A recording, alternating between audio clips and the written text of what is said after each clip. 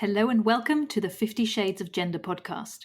We get curious about all things gender, sex, and sexuality, as well as relationships, feminism, the inclusive kind, mental health and kink, and all that makes us humans unique and diverse.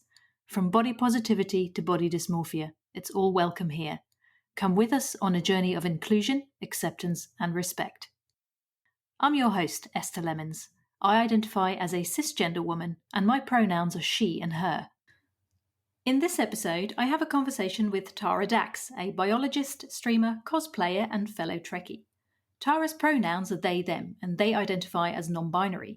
Find out what that means to Tara in this episode. As well as geeking out on Star Trek and conlangs, or constructed languages, we dive deeper into masculine and feminine. We also talk about finding resonance in pronouns, meaning in a name, and connection in a character, and they debunk certain gender arguments people assume are rooted in biology. To clarify some terminology that is used in the episode, PCOS is polycystic ovary syndrome. It was recorded on the 9th of May 2021. Now let's get into the episode. Hello and welcome. What's your name? I'm Tara. I often go by Tara DAX online. Hello, Tara. And I usually ask, how do you identify? But that doesn't seem like the right question anymore. So what I could ask you instead, I suppose, is tell me about your gender. Which is not really a question, but yeah. It's a request. It is a request. I identify as non-binary, just simply non-binary. I very much associate with the concepts of like gender fluidity, but I don't call myself gender fluid. I could not explain to you why that doesn't feel like the right label, because it's like anything else that has to do with gender. You can't just say, it's not as easy as just explaining things.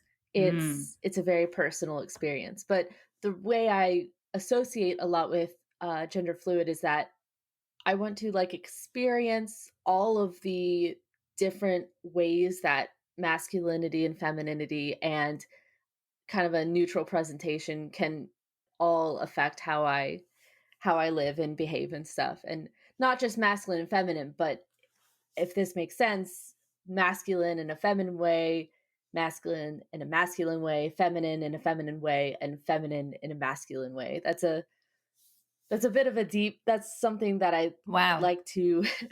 That is so interesting, though. Yeah, no, I'd love to find out more about that, because in a recent episode with Evie, actually, I talked to her about womanhood and masculine and feminine, and I also had a guest called Yaz who said they relate more to womanhood than manhood, but more to masculine than feminine. So for them, that's a very different concept. But now you're saying more about within masculine and feminine.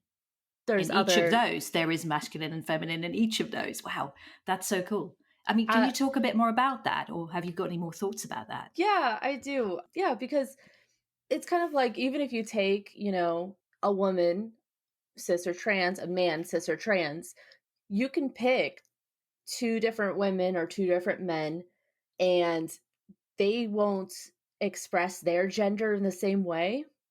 And just like that is like, no two non-binary people are going to express their gender in the same way, or lack of, because there are agender people as well. I personally am not, but I prefer to be on the shifting scale between man and woman.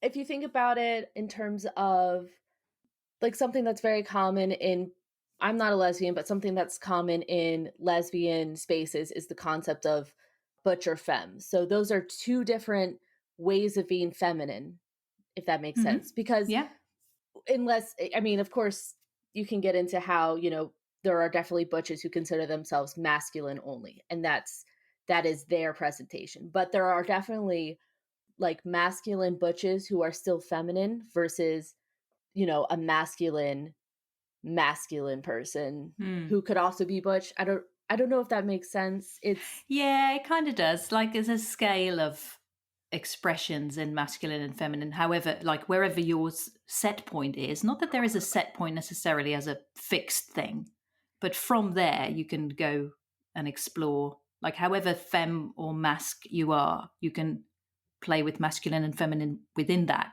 Is kind of, is that what you mean? Yeah. Yeah, that's absolutely. Like I kind of see most people having a range that they are comfortable in, if that makes sense. So some Yeah. people's range might exclude pants entirely. Like, I'm not comfortable even wearing pants. It's skirts or dresses for me. And Mhm. okay, I do want to clarify that obviously masculinity and femininity is not Yeah. is not clothes. It's not Mhm. dresses and pants. But this was the first way I could think off the top of my head to Mhm. clarify what I'm trying to say, Okay. because there's plenty of masculine people and who wear dresses and skirts in a very masculine way, and Mhm. I don't think it's something that can necessarily be verbalized, and that's why I'm struggling so hard to Yeah, explain yeah. it. No, that makes total sense because it is really hard. Like the more I learn about this, the more, more I'm like, this is so fuzzy. And I'm like, I don't even understand what it all means anymore, So yeah, If you want a hard and fast rule about gender, there are no hard and fast rules. That's the excellent. only Yeah. that's the only one. Yeah, yeah, totally. So have you always felt, no, I guess my question is, have you always felt non binary even before you knew the term non binary? I think about this quite a bit actually, Mm, because there's a lot of reflection that happens when you have to come to terms with being, non-binary, trans, or not being straight. mm, And you have to kind of go back and have these like flashbacks of childhood memories for people who kind of come out later in their life. I say later with heavy scare quotes, because later for me was 19. That's not late, it's just not my adolescence. yeah, um, yeah. so there's a lot of random memories that'll flash back to you, and you'll be like, huh, okay, that explains something. Like, Yeah.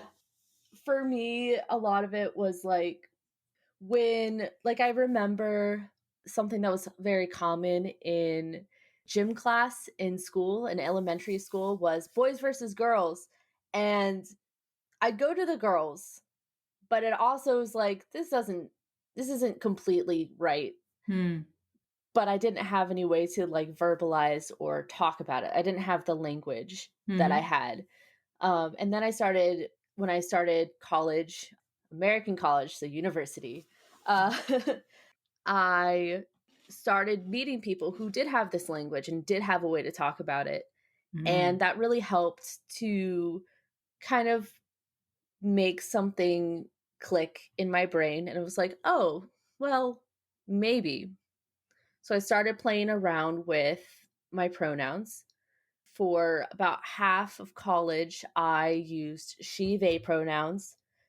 A little mhm, known fact is that when you use two sets of pronouns, people will almost always gravitate towards the, binary gendered pronouns. yeah. So I never actually heard they, them to my face until about 3 or 4 years later. I was at a convention, and they had these wonderful little pronoun stickers you could put on your badge.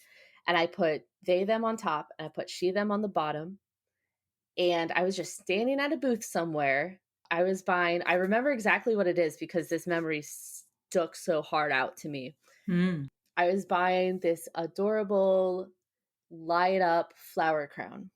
And the person mhm, who I was buying it from referred to me as they. And that was the very first time I had heard to my face somebody refer to me as they. And if you've been doing this, you're probably familiar with the term gender euphoria. yeah. Just through the roof. I was like, oh, that's right. That's accurate. Yeah. That is somebody referring to me. Mhm, And after that, that was actually in January of 2020. So just a couple months before everything went nuts. yeah. So everything like shut down a couple months after that. And I think it was April or May of last year that I was like, I can't do this anymore. I need to be called they, them now. This is what you're allowed to call me now. Mhm, And all of my friends who I associate with in real life, they are very open, very accepting. Some of them struggled, but tried.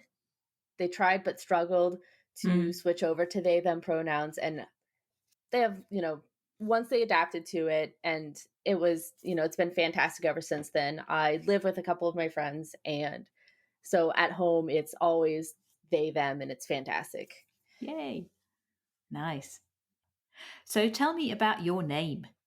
Absolutely. Well, just a couple of things to it. One is that just in general, I don't like using my real name online. Mm-hmm.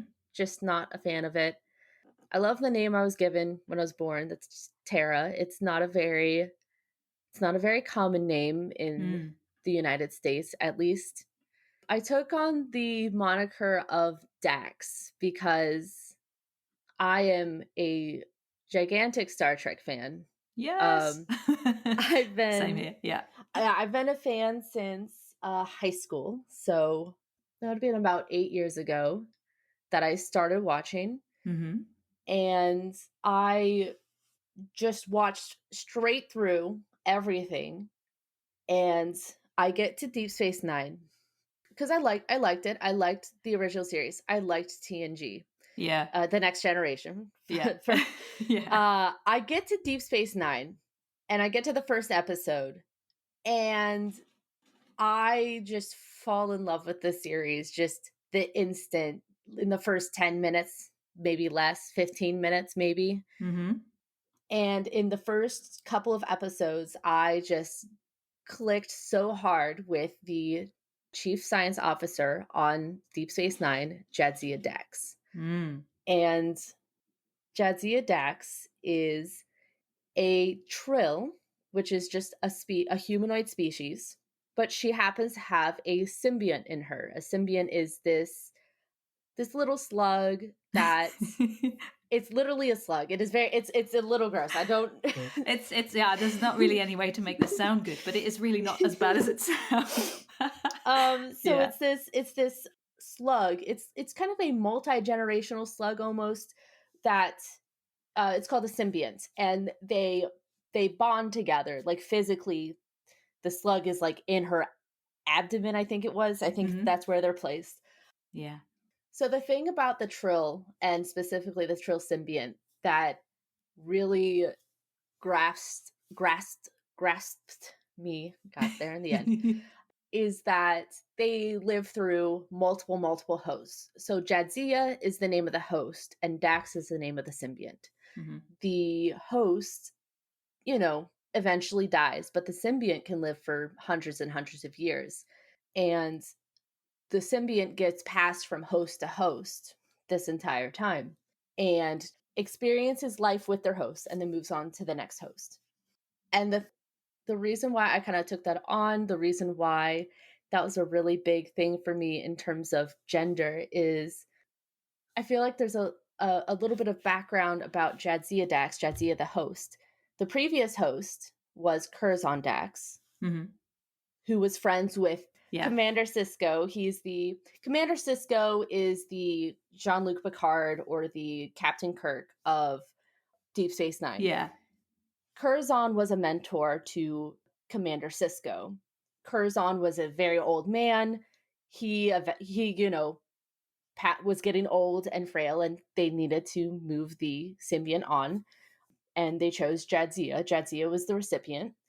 So there's this really interesting dynamic between Commander Sisko and Jadzia, where Commander Sisko calls her Old Man because that was his nickname for Curzon.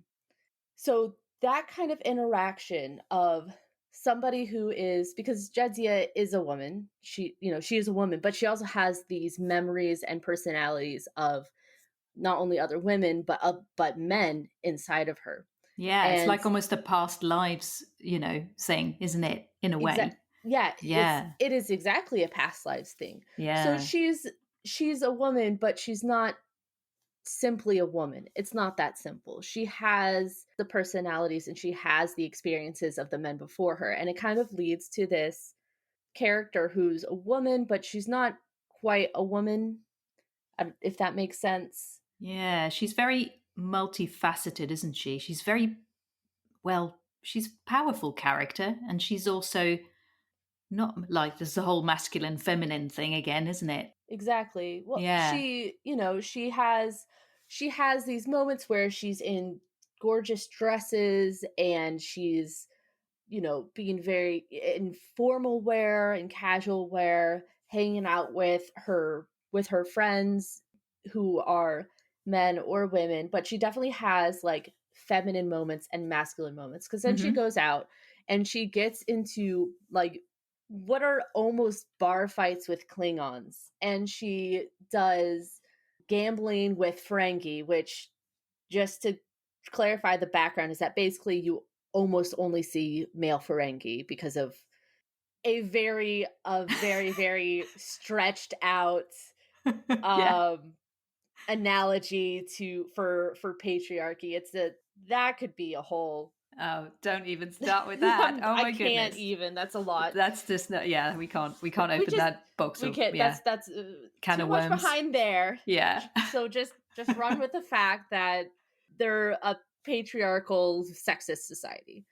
So the way that she just like interacts with different people, and she's able to like flip around from being this, she could be a femme fatale, she could be one of the boys, Mm. she fits in everywhere. There's nowhere she doesn't fit in. And Yeah, that's it's like kind she's of at home in everything, like in every situation almost. Yeah.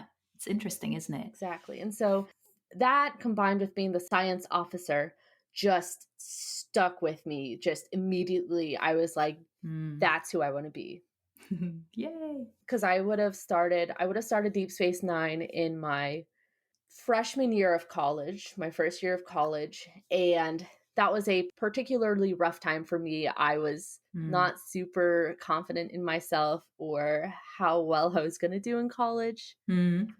And Deep Space Nine, and very, very, very specifically Jadzia Dax, just stuck with me and was just motivation. And if I'm being honest, I would love nothing more than to meet the actress Terry Farrell and be like, "Hi, I'm a biologist.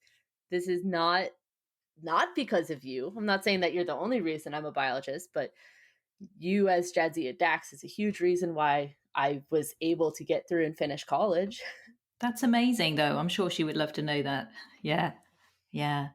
There's so many things I think that we feel or we experience, and the influence we have on other people, not necessarily someone who's famous, although obviously they have a bigger reach, but like, Mhm. yeah, the difference that it can make in people is huge, and a lot of us might never know about it, which is, it's amazing, really, isn't it? Yeah, Yeah. and even getting to talk to them and even getting to say like, "Hey, this is a huge thing for me." Mm. They can be they are always appreciative. They always Mm. love to hear it. Yeah. Most of the time. If they're a good person, they're going to Yeah, be very totally. excited to Yeah. hear about it, and it works really nicely. Mm. Like I got to meet Will Wheaton in Yay. 2019, and I got to tell him, "Hey, your openness about your mental health issues has helped me a lot through mine." And we just Mm. had a little moment, and Oh, I'm sure he would not recognize my face. He wouldn't remember me, but it will always mean a lot to me. mm. Yeah. Yeah. Yeah. He is very open, isn't he? Oh, it's really lovely the way he He's shares and Oh, stuff. he's It's a so important. fantastic. Yeah, Yeah. absolutely. Yeah. Will Wheaton, for those who don't know, plays the character Wesley Crusher in The Next Generation. Just to put that out there. And Um, also, to put it out there, don't yeah. tell him to shut up, Wesley. He'll block you on Twitter. That's right. That's so cool. Yeah, I love Trek. I'm a huge Trekkie myself. I'm learning Klingon at the moment, so that's a Oh, lot that's of fun. awesome. Yeah. I think I actually have one of the original, it's in a box somewhere, but I have one of the original Klingon to English dictionaries. Oh wow, yeah. I've got a copy of that as well. I'm not sure what sort of print run it is, but I had it years though. I've had it for absolute years, and just since I watching actually Star Trek Discovery, I watched it for the second time. Sort of, I lost track halfway in season two, I think, and then picked it up again from the start. And just the way it develops, and the way there's a lot of Klingon in it and stuff, and I was just like, wow, I have to learn this stuff. So yeah, that's what made me pick it up. And yeah, I'm on Duolingo with it, and taking it a bit further this time. So it's a lot of fun. Yeah. Have you ever used your Klingon dictionary or learnt any Klingon then? I have not. I I have a laundry list of things I'd love to do in Oh, my life. totally. Yeah, yeah, So yeah. it's kind of like if I get to it, that's awesome. And if not, as long as I'm Mm. doing other awesome stuff, I'm totally fine. I in high school, I did learn how to write in Gallifreyan in the Wow. circles. It's Amazing. well, it's not really the Gallifreyan language, it's just letters. It's Hmm. basically circles and lines representing letters of the English Yeah. alphabet. So then you can Yeah. use that to write a phrase or something. But it's not like I don't know if they made an actual Gallifreyan language, but it's close enough. Yeah, yeah. Like that, it's the conlangs is so fascinating, isn't it? Like the I yeah, absolutely. Can you imagine being somebody like Tolkien who wrote and amazing. invented not just one but multiple conlangs and dialects of the conlangs? That's incredible, isn't it? Really. And I mean, I'm a big fan of the writing. For example, the Vulcan writing is amazing. Oh, it's And so pretty. yeah, and I know Klingon has its own sort of writing system. It's called Picard, actually. Funnily enough. Yeah. Anyway, geekery aside, it's a great subject, though. Yeah, you mentioned you're a biologist, and yeah, tell me about what you have learned with regards to gender specifically. That is quite an interesting subject to dig into. Absolutely. So I'm going to bridge the gap between the two topics real quick and basically Yeah. explain that I made a meme that went a lot bigger than I could have ever expected it to. Hmm. I mean, to the point where I had personal friends like send me screenshots of groups they're in and say, or like private group chats and say, your meme made it to here. Your meme made it to here. Basically, there's this scene where you've got two characters who are both on Voyager. This is Star Trek Voyager. You've got Hmm. two characters who are both officers on Voyager. They're just visiting a planet. One of the locals says, "Are you two friends?" And one of them says yes, and at the other time the other one says no in a very comedic fashion. Yeah. The meme I made, and I don't even know how it pops into my head, was the person who says yes is transphobes, and the person who says no is biologists. Mm. What this meme basically means is that transphobes often say, read a biology textbook, there's only two genders. And biology disagrees with that. The one thing I regret in retrospect is writing biologists instead of biology because there were Mm. several good critiques on Twitter saying biologists can absolutely be transphobic, and I'm like, yeah, Hmm. That's fair. Yeah. yes. Yeah. In my defense, most of the stuff I post in there's a Facebook group called Star Trek shit posting, and shit posting is just a it's a genre of Facebook group where you just share memes and stuff. And the Star Trek shitposting group is the best one because it's basically one of the only ones that does not allow people to be bigots. Basically, Yeah. most of the posts I've done in there don't get more than maybe a couple hundred likes. Yeah. And this got shared last I checked 2.5 weeks ago, like 2,500 times Wow. on Yeah. Facebook alone, and I'm sure it popped up, and I know it popped up on Twitter, and I'm sure it popped up in other places. Yeah. So I'm like, in my defense, I would have thought about it more if somebody told me it was going to be viewed tens of thousands of times. Yeah. Yeah. So basically, all that means is that the argument that go back to high school biology, read a textbook, there's only two genders, is just it's a very incorrect. It's extremely wrong. So I have a bachelor's degree in biology. Mhm. And so just to clarify, this is, the most basic specialized degree you can get in biology, which maybe you can get like a 2-year degree. I'm not aware of that, but one of the most Mhm. basic is going to be your bachelor's 4-year degrees in biology. Mhm. And I think the very first, 101 class I took, they talked about there being 6 common karyotypes of sex.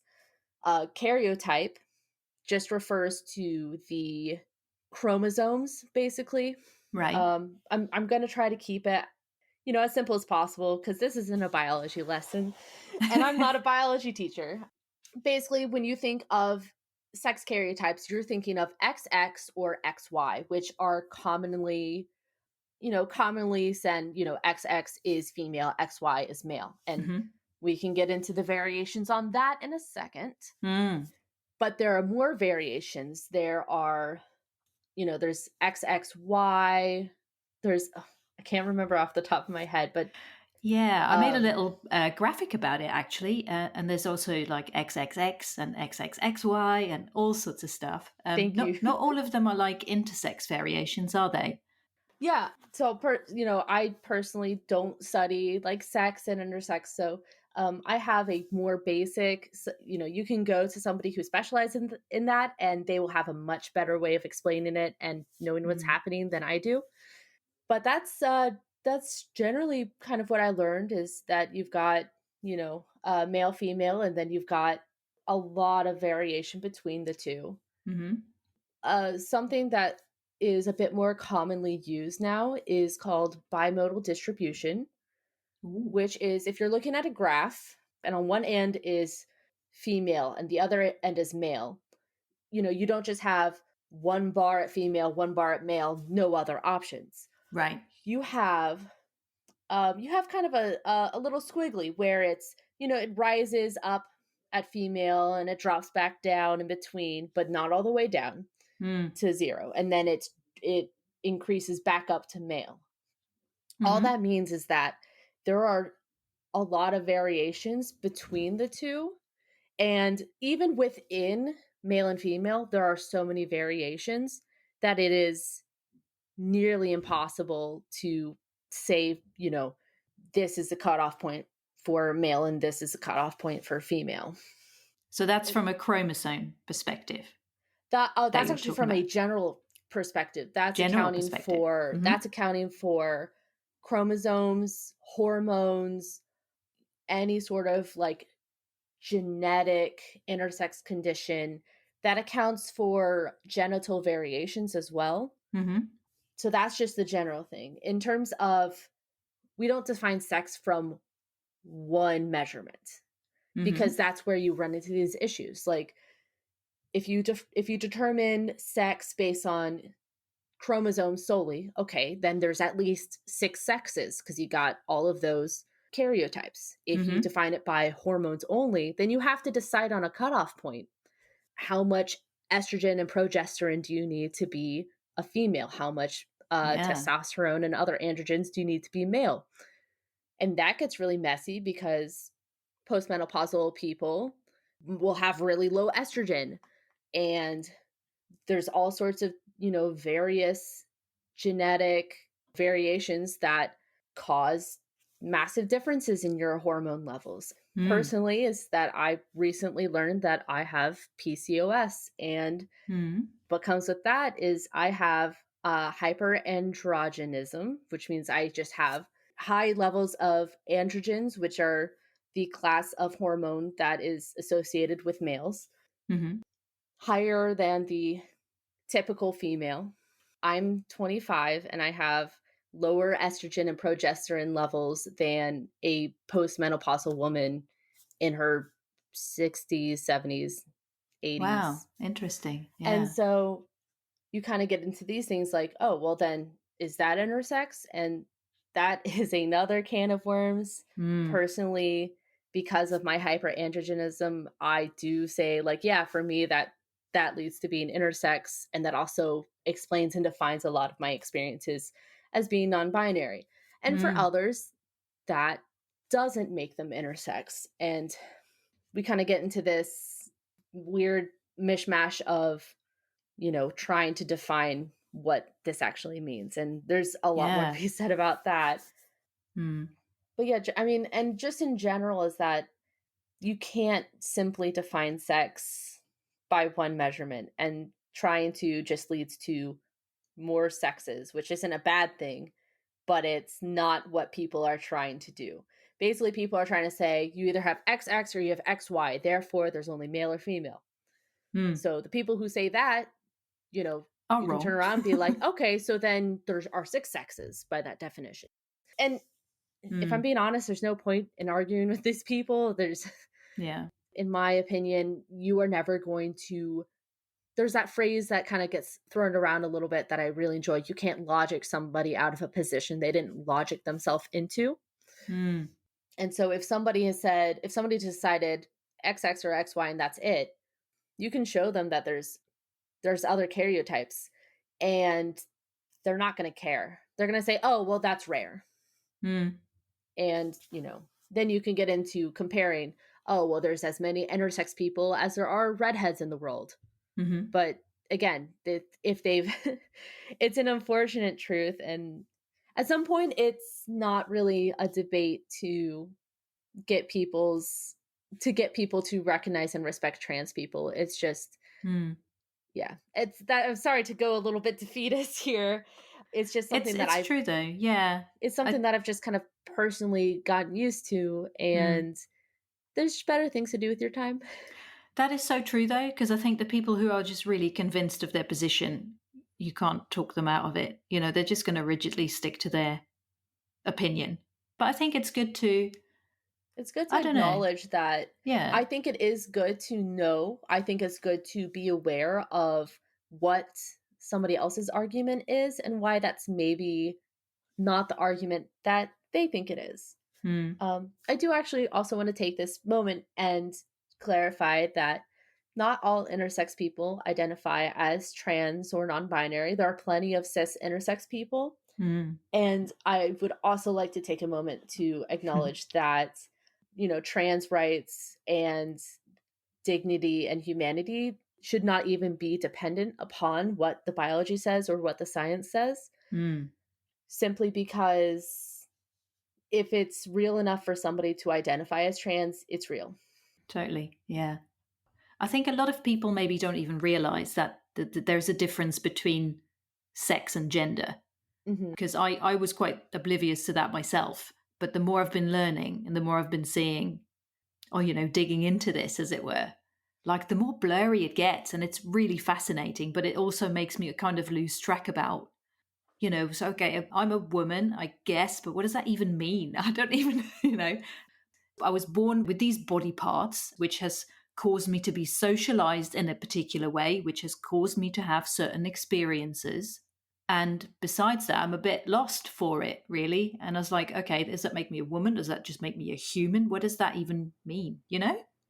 Absolutely. I absolutely agree with that. It's something that's been so ingrained that there's in society in general that there's no way to really it's very difficult to separate the two. And it's something that basically is the way I kind of try to help explain it to people is like, well, if you still associate with it insofar that, I'm a woman, I'm a man, this is who I am, Hmm. maybe that is. And also, if you say that you want to even try something else and see if that is a more accurate depiction of you, you should absolutely go out and try that. It's one of those you'll never know until you try kind of a thing. Um, Hmm. like I said, I was a hesitant she they for years, and then somebody used they them, and I'm like, oh, this is correct. Hmm. Um, Yeah. Yeah.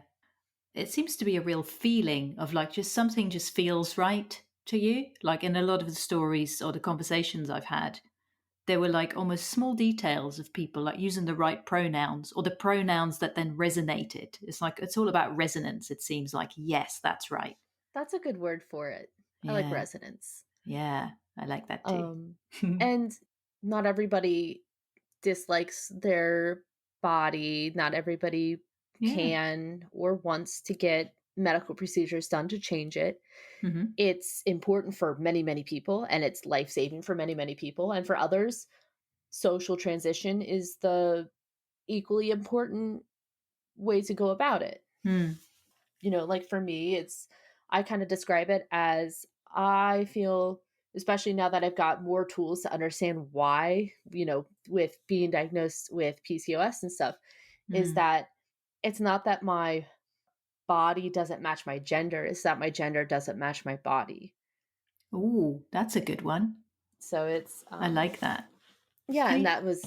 that was what it was for me, is that, well, yeah, of course I'm not really feeling like a woman. If you want to be a little bit more essentialist about this isn't always the best way to go about looking at this, but this is how it made sense for me. I I Mhm. I feel like I can't stress enough that two people with the exact same everything else will still not experience their gender in the same way. Mm. Uh, for me, it was like learning that I have that much higher testosterone and I have that much lower estrogen. I was Mhm. like, yeah, that makes sense. That checks out. That kind of explains why, to me, why woman wasn't quite accurate for me. Mhm. Yeah. Yeah. So that there was something going on in the body, like in the physical form, that made that disconnect in your mind in a Yes. way, right? Yeah. Yeah. Yeah. It's interesting And how that all links together. Yeah. absolutely. And maybe, and I don't have the experience of a binary trans person, so I can't talk Mhm. about that, but maybe there are, binary trans people who view it the same way, that there's something with their body and but their minds, that's just, some people have kind of explained to it like, oh yeah, my body was just developed wrong compared to my mind. Mm. And that is a personal experience. That's not everybody's experience. Mm. Feel like I'm trying to hit on that point a lot. Yeah, yeah, totally. And I mean, I'm in several groups where we talk about, gender and stuff like that. And one person in a group recently asked the question, okay, so I'm agender, and people who have a gender, what's that like having a gender? Because I have no idea. And I'm like, wow, that is so interesting. And I think something that's always very important is that you can talk to people who have thought about it and they're like, yeah, no, I'm just a man, just a woman, and they're cis, Yeah. just a cis man, just a cis woman. Yeah. There's this idea that comes up a lot that there's not a lot of questioning that goes along there. Mm. So, if you've ever been like questioning, like, maybe, you know, Yeah. worst thing that can happen is you can try it, you can decide, no, I don't think so, or you can decide, yeah, actually, this is correct. Mm. You were talking about like little resonances earlier, and Yeah. I actually kind of wanted to tie that back to another experience that I have gone through. So, Mm-hmm. I, being a gigantic nerd, as we've discussed, I am very into like Renaissance festivals and cosplay. Mm-hmm. So, I enjoy dressing up in weird outfits that most normal people don't understand and don't get. One of the things I've kind of gathered over time is that I do really enjoy cosplaying all types of characters. I enjoy cosplaying characters who are men and characters who are women and characters that are made into men, but they're just the personification of a white blood cell. That's just from an anime. Um, and Uh, so one of the things is, some of the characters I will do like a gender bent cosplay on, in which I will take the gender of the canon character and I'll flip it around a little bit. But other mm. times I will leave the gender as is. It kind of just depends on what type of vibe I'm going for Mm-hmm. with the character. So some of my characters that I love to cosplay, one of them is from an anime called JoJo's Bizarre Adventure, and I enjoy cosplaying Jotaro from the fourth part of the anime. And I prefer to cosplay him as he is in the show as a man. Alternatively, I have done a feminine Spock cosplay before, which really just means I pick a slightly longer wig. Mm-hmm. And so that kind of feeds a little bit more into kind of what I was trying to explain earlier of the masculine, masculine, masculine, feminine, etc. Mm-hmm. Because the Spock cosplay that I do, it's not the scants that, for example, Uhura wore in the original show. I wore Spock in the exact same outfit that Spock would have worn. Mm-hmm. I just chose a slightly longer bobbed wig for it. So that's kind of the femininely masculine kind of idea I was talking about earlier. I think that's a Mm-hmm. better concrete example. Mm, And yeah. so one of the things for my gender experience has been playing around with cosplay, playing around with different looks. I mentioned Renaissance festivals. The clothing that people often wear there is considered garb. So I've got masculine garb, I've got feminine garb, I've got garb that I can mix and match to make a mixture of feminine and masculine and stuff like that. And so Mm-hmm. that's like one of the ways that I'm able to go out and I'm actually able to have a different experience Mm. and then also express myself differently and then also just love dressing up as characters. Yeah, that sounds really fun and creative, actually. I think it's something that people should play with generally, like just expressing themselves just in different ways, really, and finding out what feels good. I enjoy taking the same couple of pairs of clothing, same couple of articles of clothing, and trying to figure out like, can I make this a more masculine look? Can I make it a more feminine look? Mm. People often associate skirts and dresses innately with being feminine, and Mm. you can kind of turn that on its head with, for example, a kilt. A Mm. kilt is actually a very masculine article of clothing, but a lot of people call it a skirt. Mm-hmm. But you can take the look of a you can take that look and be like, no, no, see, look, this is a very similar article of clothing, but it is masculine. Mm-hmm. Or you've got pantsuits that a lot of professional women wear that's feminine, but it's a little masculine. Mm-hmm. And I think everybody is able to do that. And I think everybody should do that as long as it's within the realm of what they're comfortable with, or maybe a step outside, because you have to be comfortable with being a little uncomfortable to do things like cosplay and Mm. to mess around with how you're going to identify and how you're going to express your gender. Mm-hmm. Yeah, I love the idea of dressing up in different ways. Yeah, one of my partners interviewed me for the Reflections episode, and they asked me if I would ever do drag. I think it was them, or I think it was in that context. And I thought that would be really fun to do, actually. And so I feel the same about cosplay. I think it would be Hmm. great fun. I would love to dress up as like a Trek character or just anything, really. It just feels like a lot of fun to do. Yeah, It is a lot of fun for yeah, sure. yeah. And anybody can do it. And you can, you can look at different like fashion. You can look on Instagram. You can look on specific sites of TikTok and you can see how different people express the exact same clothing, express the exact same characters, and just make it a completely different experience. Mm, yeah. Do you have anything else to add that we haven't talked about yet, but that you think is important to share? I mean, I don't think so. Nothing's coming to me off the top of my head. That's cool. Yeah, that was really fascinating. Actually, I really like the exploration of biology and obviously the geeky nerdiness, which is or nerdy geekiness, whatever you want to call it. I'm up for it. Absolutely. Yeah, yeah. Oh, thank you so much for talking with me about all this.